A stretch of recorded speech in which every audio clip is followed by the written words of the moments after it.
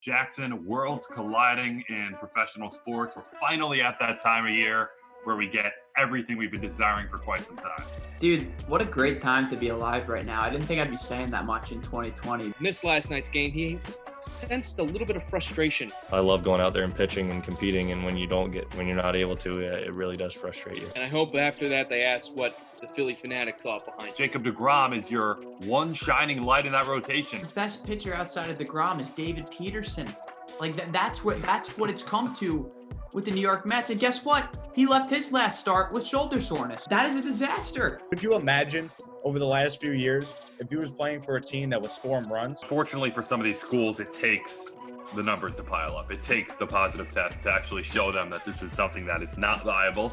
The big issue here is all these big conferences, they all have access to the same medical information.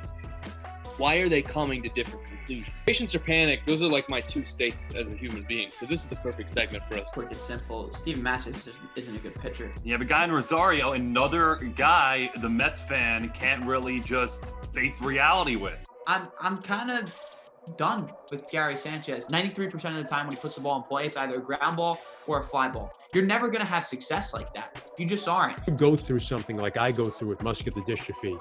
You really look at the relationships in your life, at your place in the world, and you find the good in it. Let's talk about the New York Rangers. I'm sitting like in front of my TV on my knees praying. I don't think I've ever been like that ecstatic in my life.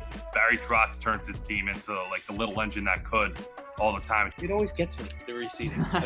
One thing that has not been reseeded yet is the NBA playoffs. What an absolute tear Damian Lillard has been on. I mean, the dude's a bucket. Like, what else can you really say about him? Guys, we buy in the Orioles right now or not so much? I think we're going to sell. You should be ashamed of yourself. There's magic going on in Baltimore right now. I don't care what anyone says. We're drinking the Kool-Aid here on one-on-one.